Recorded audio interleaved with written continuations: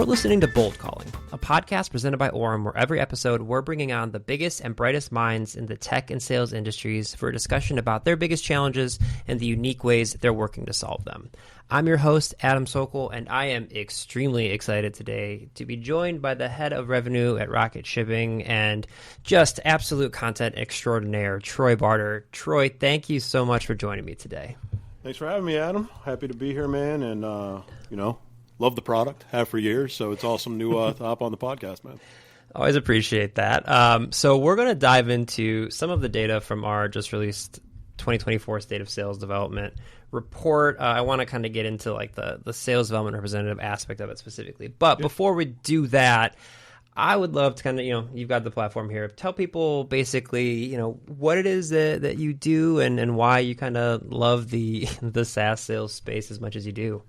I love the SaaS sales space because I have perspective. It's really the best way of putting it, which is I sold cars and I sold door-to-door, both residential and B2B, from 2006 to 2013 before I ever got into tech sales. So I made a very low amount of money for doing a very high workload, a very high-stress workload, borderline manual labor, walking around in a suit and tie in August in Florida, banging doors, and then getting into tech sales, the amount of money that could be made and the relative ease comparatively to the other sales that I had done.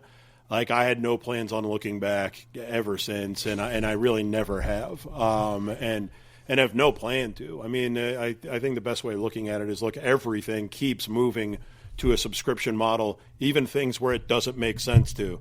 Like, I already own Photoshop. Yeah, but we want you to pay monthly anyways, even though you already own that old license. Like, I don't think it's leaving anytime soon. Long story short, I think it's a pretty safe bet there. And I think, and you kind of alluded to it a bit with the report that you guys have, a lot of the things that have worked over the past 10 years for me are continuing to work. There hasn't been massive pivots that people kind of pretend that are necessary a lot of the time. There's minor ones, but they're not really as massive, I think, as people make them out to be, which makes it where you can really dig in and get very good at it. And the things that you're investing in, there's a high return because there's a longer runway for you to be able to use the skill sets that you're learning that have worked previously.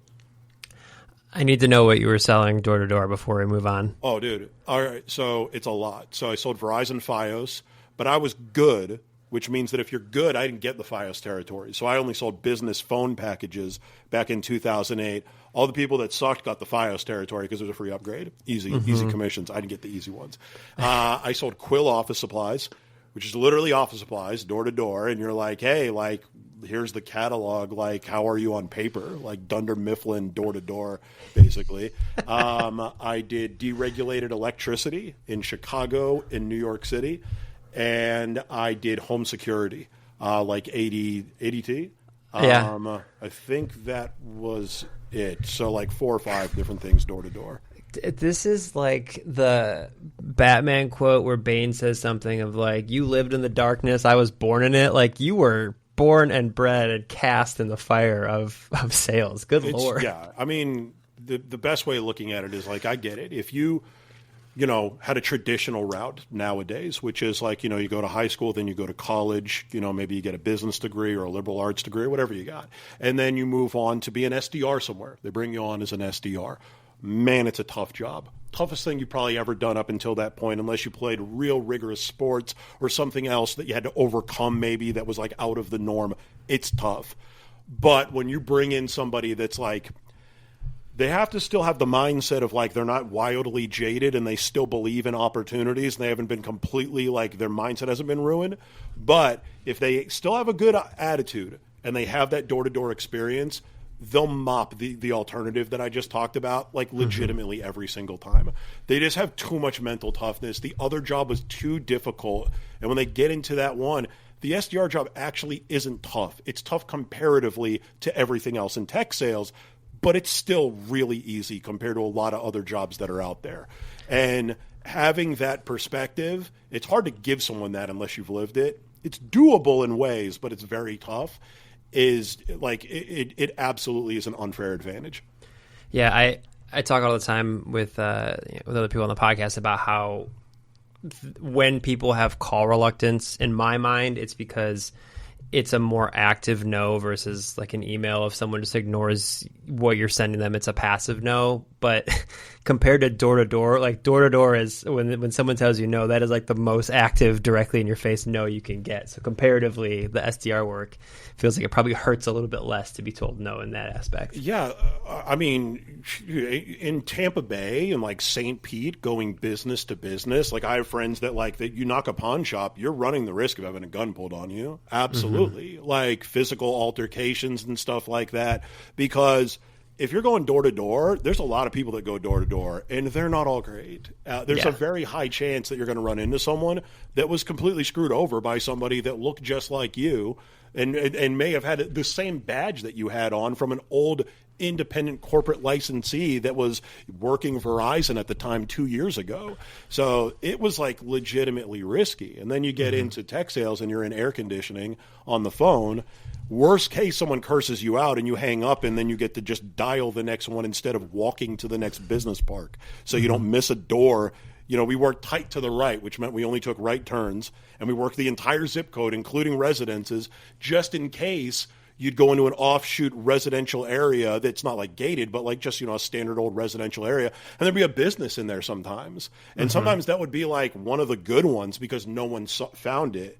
So like we were pounding the pavement back then. Yeah. And, you know, I know it's like the old uphill both ways, like old people, I'm 40 now and all that, but like, dude, it's for real. Like, it really is. I still teach people door to door. 2 doors down, my neighbor has a pool company called Pool Duck, and they go door to door. And I was like, dude, I was going to do that. Like, I was going to do a pool cleaning company because no one does it door to door.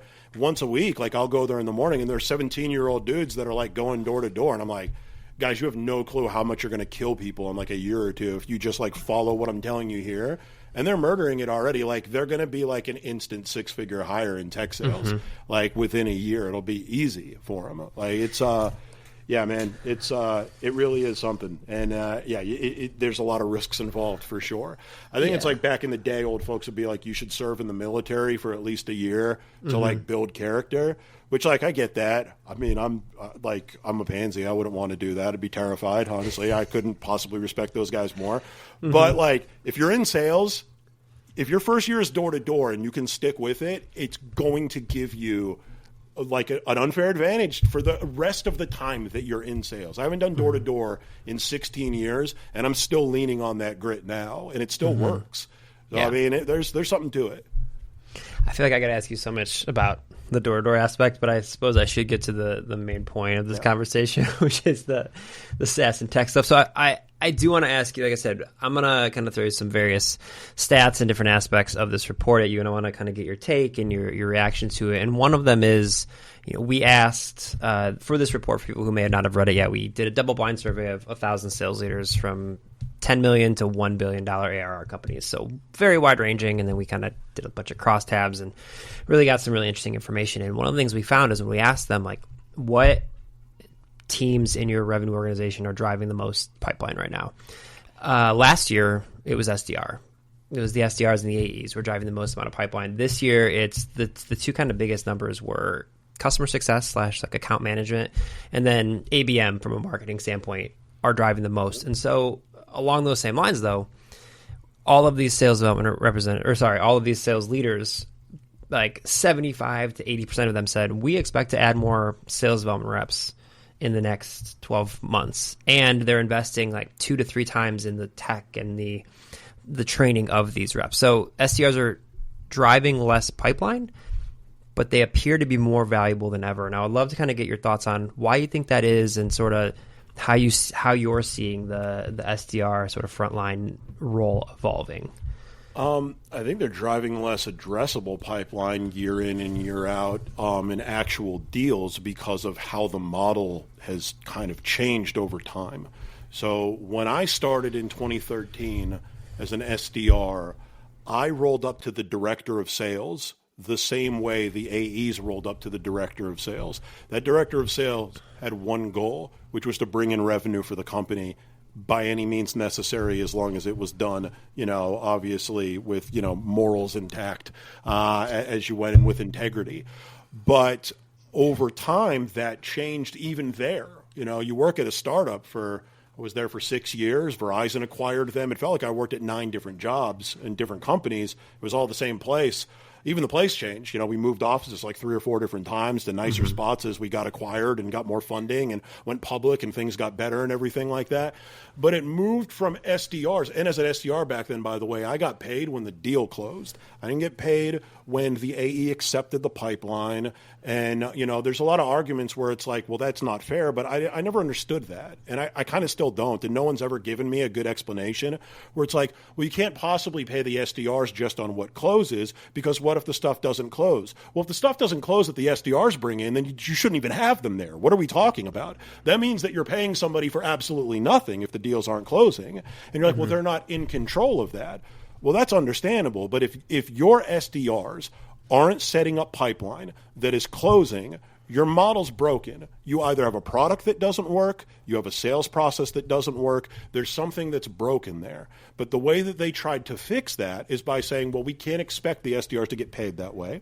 A lot of times it's enterprise too, where they say they have to wait too long. There's ways around that too. You could give them a higher salary and still comp them and still manage them towards the overall number with milestones along there.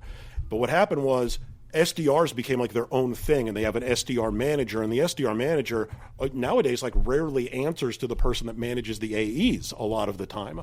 So they're not working in tandem. That SDR manager, the way that they typically get compensated is by hitting their target amount of AE accepted pipeline, and the SDRs are paid the same way.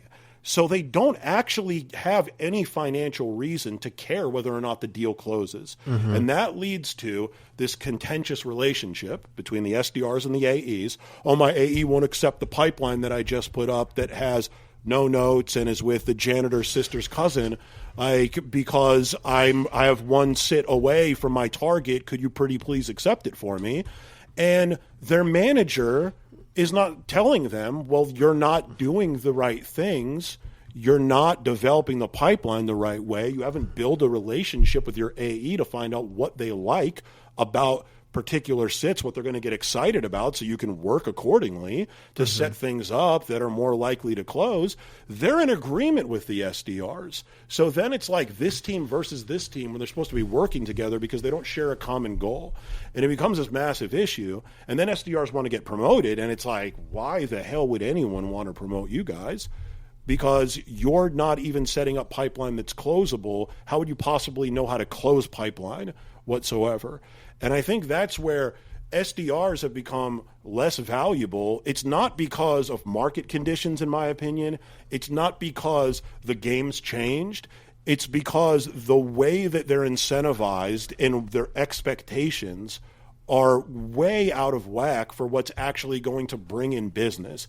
If you can't compensate an SDR based on closed won revenue, if you can't figure out that model, your model's broken.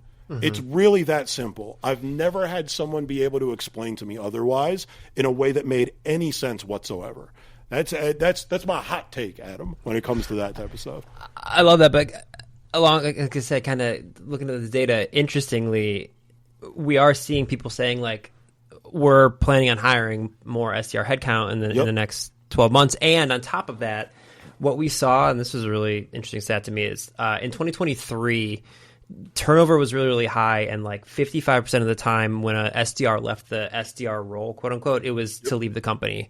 This year, what we're seeing so far is like 80% of SDRs who leave their SDR role, it is for a different role in the company. So they're staying there. Like they're kind of keeping that organizational knowledge internally. So like, are you seeing in your conversations, in your experience, in your leadership, like, are you seeing SDRs are sort of like being viewed differently as like their job is changing? Or I guess like, how do you see the role?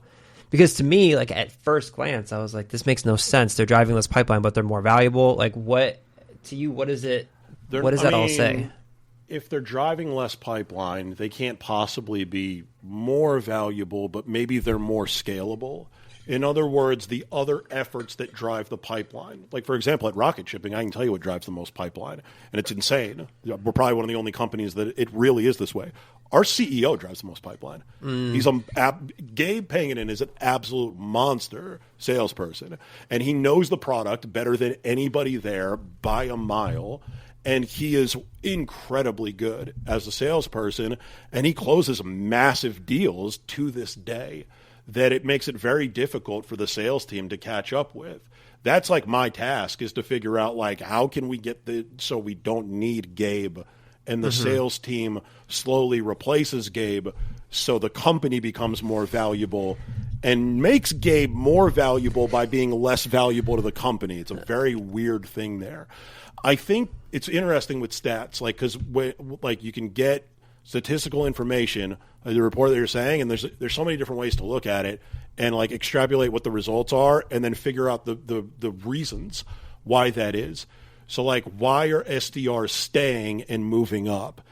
The biggest reason, if I like had to guess, and I'd guess that I'm probably right, just based on my experience over the past couple of years, it's because good luck going out there in the job market and finding something else outside of it. If there's a job posting, you're getting 300 or 400 people applying to tech sales, partially, very small amount, probably a large amount, but not just me. A lot of people like me that have been beating the drum on social media about how great tech sales is over the past 3 to 5 years. And then everyone wants in. You know, I've made posts that get hundreds and hundreds of thousands of views about getting into tech sales. Like, that leads to people starting to look into it and leading to people starting to apply for it, and like created a monster, you know, again, not just me, a boatload of people that have done great work like on social media.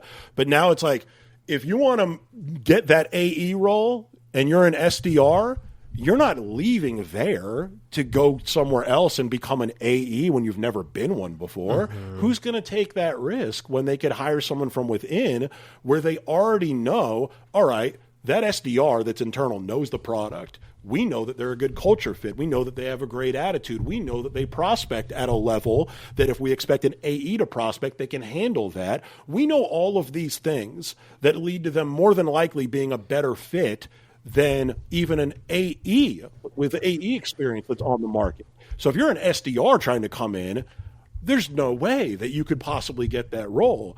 Back in the day, that might have been the case when the market was so hot and everyone was hiring for a million different roles and less people knew about tech sales. Now it's different, where I think people more than likely are getting promoted from within. Also, those people are cheaper. You hire an external candidate, they cost more money 9 times out of 10. So there's a boatload of different reasons there. I think, like, is the SDR role more valuable because people need to hire more of them? I think it's more than likely the SDR role has become less valuable, not because it can't be valuable, but because the expectations are lower than where they probably could be sometimes, which leads you to say, all right, the SDRs that I have dial the phone 40 times a day, and if I need SDRs to dial the phone 120 times a day, I need to hire another 2 SDRs.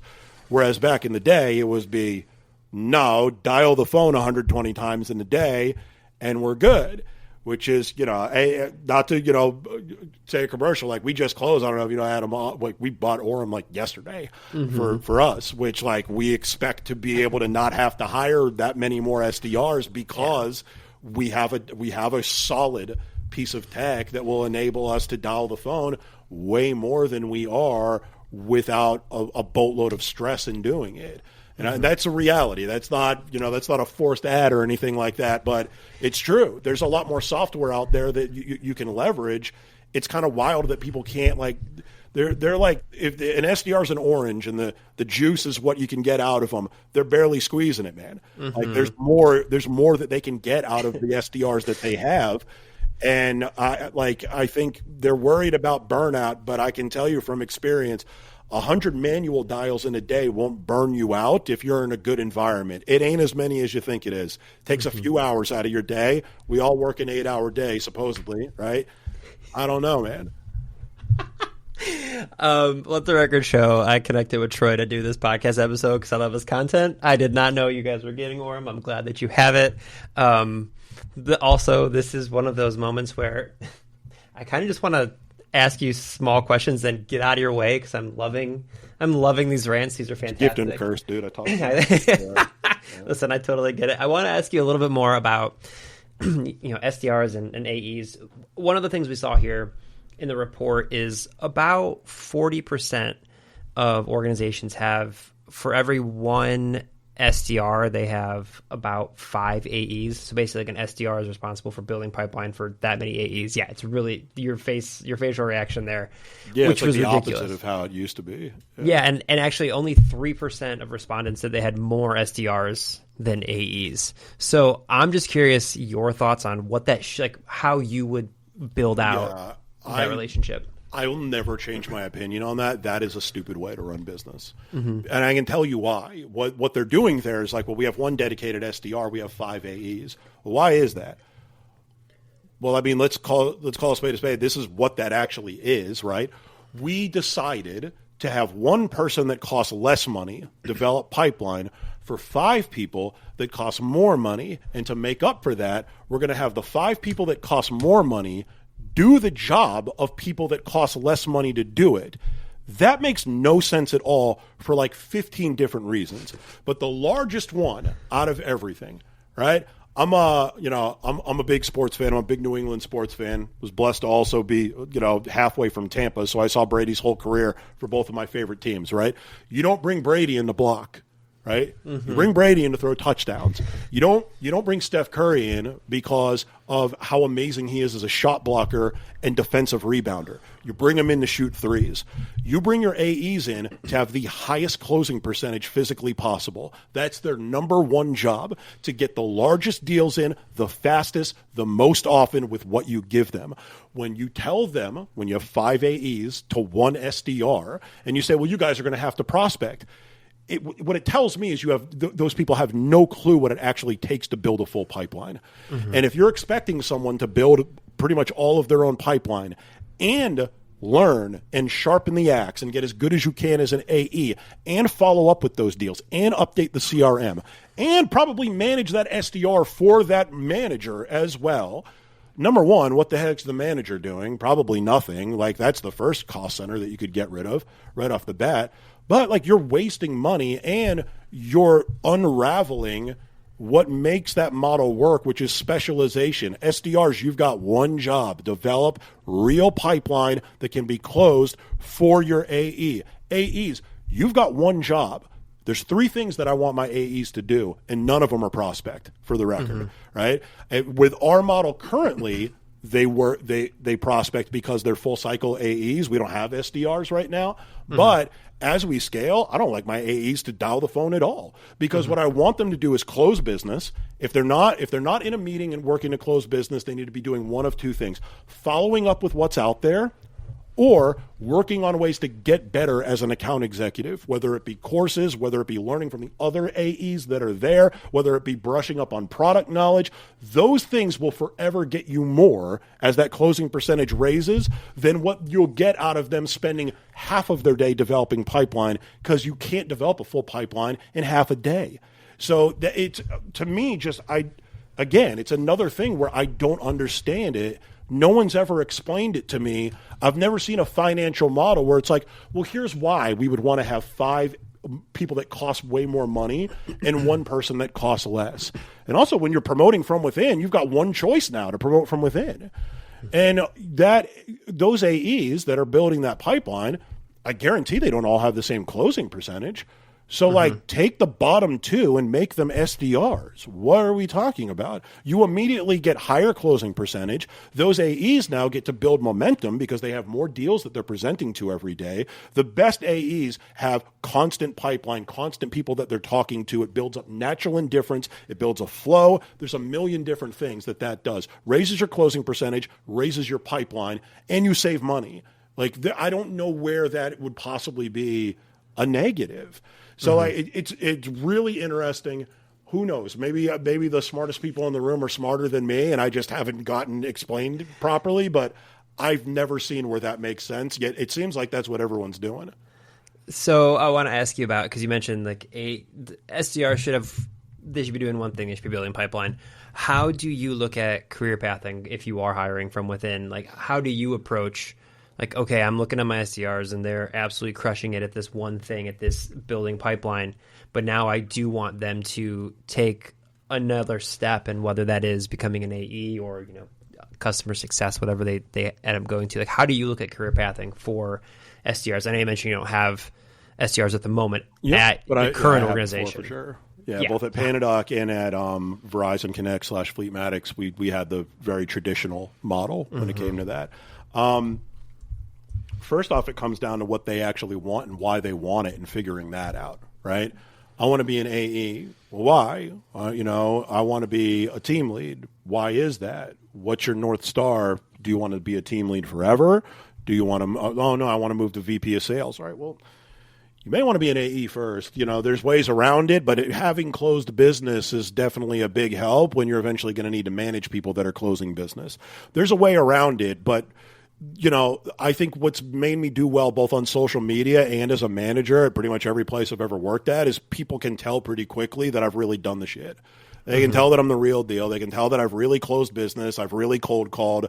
It's not a joke. It's not a facade. It's obvious that I've had that experience. And if you don't have it, you're not going to get the same level of respect from reps. You're just not going to. And you're also not as much of an asset to them, because how are you going to close the business better than them when you've never done it before? So that doesn't mean that it's impossible. Some people, they love building pipeline, but they want to pay it forward. They'd love to lead people. That's what they want to do. By all means. And there's even models where you can be a VP of sales development at some point, depending on how you build yourself up and everything like that. And there's no wrong way of doing it. It really comes down to what they want, why they want it, figuring that out so they really are motivated to do the work that's necessary. And then from there, the career path starts with, all right, well, I just wrote an article on LinkedIn about this on my newsletter, which is you want to concentrate on the task at hand and get great at that first, because there are other people that are also want to get promoted. And if you're doing half the results as the other person that wants to get promoted, it is unfair and probably unwise to promote you over that person. That's kind of first thing is all right, well, how are you performing at what you're doing? You've got to get good at that first. You can't just come in, be middle of the road or worse, play politics and get promoted in my world. That's not going to happen. I've seen it happen and I've seen it fail. You need to get great at what you're doing first, particularly if you're going to manage those people. But even AEs, when it comes to SDRs, if you're not managing them, you've got expectations on them, and you better have done it yourself at a fairly high level to be able to say, hey, let me help you out here. Here's what I did, and invest a little bit in the SDRs that you have. But that's in terms of tapping someone on the shoulder about it. I'd say it's the second that I see momentum. If I see momentum at all, the way I used to do it is I was in control of the inbound and the outbound, and we didn't have them designated. So if you didn't get any inbounds when you started. You were just outbound. But if I saw someone start to kind of crush it, and I did a boatload of work, I looked at all the old months and months of results, and I was looking for a Mendoza line of when somebody gets to a certain level, does it predict that they're definitely going to be successful?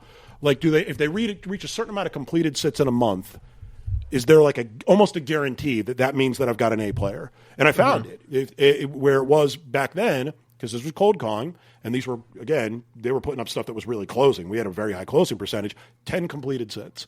I found that generally, if you got to 10 completed sits, you were probably going to be an A player from here on out. So if I saw someone getting close to that and starting to build some momentum, first off, I'd feed them a couple inbounds. Let's put some fuel on the fire here, and let's get them pumped up and get them going. They already see something tangibly changing that's a positive in their career right off the bat. That's exciting. Then you want more of them. Let's keep this thing going. And then let's talk about down the road and where you want your career to be. And I'm going to be here to provide you with whatever development that you need on that side. And that's what it is. It's you got to effectively do the job before you get it. That's how I always did it. I always told people, no one's ever promoted me. The room promoted me, a little harder when you're remote. But like anywhere else, it was like everyone knew when there was a promotion available, it was a foregone conclusion that it was going to be me because I already did the job, basically. I did it all.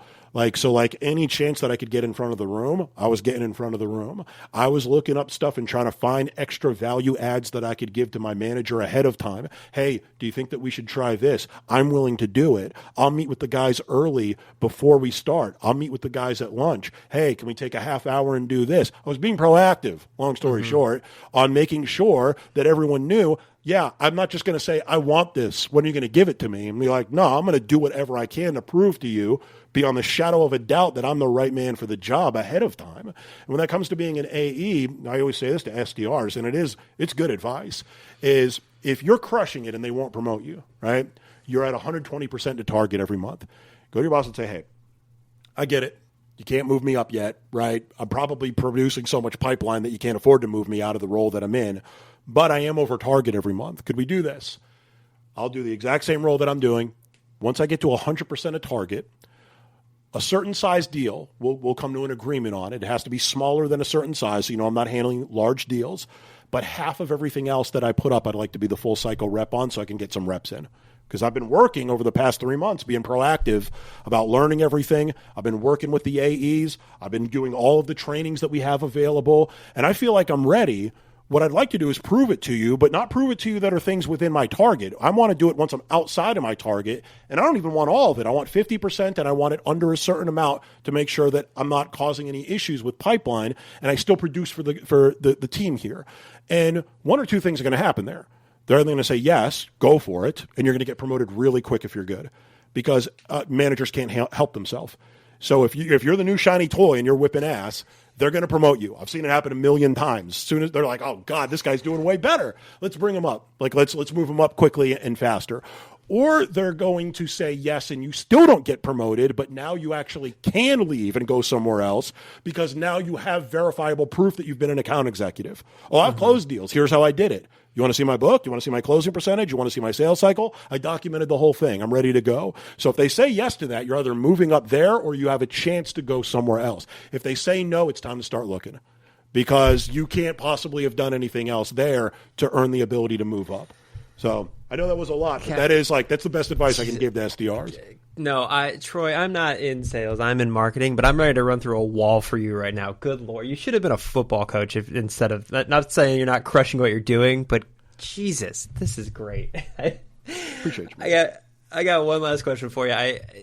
We look at these reports as a way to like understand what's coming and what we've really seen is, and it's fortunate for the platform that we have here. We empower people to get into more conversations, and it really does look like ultimately the more things change, the more they stay the same. Like the more conversations you can have, the better opportunity you have to get good at it and to build pipeline, et cetera, et cetera, et cetera. But I want to hear from you as like the kind of a takeaway here. Last question: do you see sales development changing dramatically in the next 6, 12, 18 months, or do you really think it is going to be like, put your nose to the grindstone, pick up the phone and start having more conversations? That's how you get good. I think it'll change if the SDRs don't change. I do. I think that it'll turn into basically AI.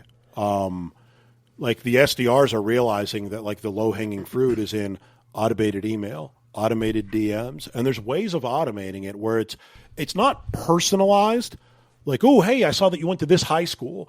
It's personalized to their problems based on the industry that they're in, which is good personalization, in my opinion. And they're like, oh, we can just leverage this. The issue is that everyone's doing that. The other issue is that if you're an SDR and you're doing that, then no one needs you because if you're not manually doing something in the role, you're basically pushing your replacement to the manager ahead of time.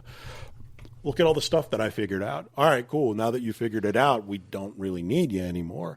You can't say, you could say, look at all the stuff I figured out on this cold call that I can do. All right, well, you need me to do the next call, So I think that if SDRs don't realize that the biggest value that they have, and I've been saying this for a few years now, they're going to get replaced for sure. There's going to be less SDRs, which means that there's going to be less AEs, really, more than likely, and there's going to be less opportunity in tech sales, and you're going to get back to where sales is going to be a lot of tough in-person stuff that I used to do, and a lot less of this cushy remote stuff that we're enjoying right now. Mm-hmm. You know, I'm literally sweating right now because I just ran before I did this, right? And hopped in the shower quick and was like, all right, let's go. Couldn't do that a few years back. Mm-hmm. Like that's a privilege, and that means that you need to put the work in as well. So what are the things that make you valuable as a human being? Double down on those things, all right? The other things that you figured out are great. Those are there to augment you and make you better on top of the workload that you're doing every day. If you use it to completely rip and replace what makes you unique and special as a human salesperson, there will no longer be human SDRs. They won't exist. So, number one, if you're listening to this and you're an SDR, please take my advice. It's not going to make me any more or less money. It's only going to affect you at the end of the day. I already moved up. I already don't need to be an SDR anymore. All right. But if you want to, and you want people to continue to enjoy what you're enjoying right now, you've got to be able to put the work in, or you're going to be replaced. It really is that simple. It's unfortunate, but it's true. You know, and that's why people that have a really, really solid, consistent work ethic, they're crushing the standard SDR nowadays. And it's not because they're even special. It's because they're special now. Back in the day, that was more people that were doing that, which is why the SDR position was more valuable. The market hasn't changed as much as people think. The people's outlook and their willingness to put the work in has absolutely changed based on the tools that have become available to them. Y'all, if you're not ready to pick up the phone and start ripping dials after all that, I don't know what to tell you. This was freaking fantastic. Troy, thank you so much for joining me today, man. My pleasure, man.